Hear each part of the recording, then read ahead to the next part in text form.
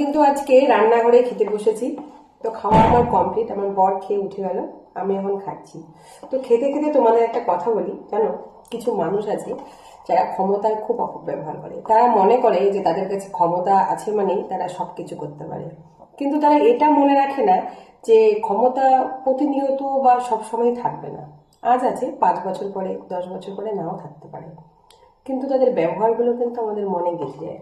তো কিছু এরকমও মানুষ আছে যাদের কিন্তু ক্ষমতাটুকুও নেই, তারা অন্যের ক্ষমতা দিয়ে নিজেকে ক্ষমতাবান ভাবে যে আমার কাছে তো ও পরিচিত আছে, এ পরিচিত আছে, আমার সঙ্গে কি পারবে।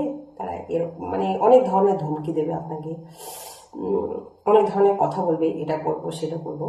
তো আমার মনে হয় ক্ষমতার অপব্যবহার না করে ক্ষমতার ব্যবহার করা উচিত। সেটা সবার জন্যই খুব ভালো, যেন লোকের ভালো হয়। সেরকম ক্ষমতা থাকাই শ্রেয়, অতিরিক্ত ক্ষমতা কারোরই ভালো নয়।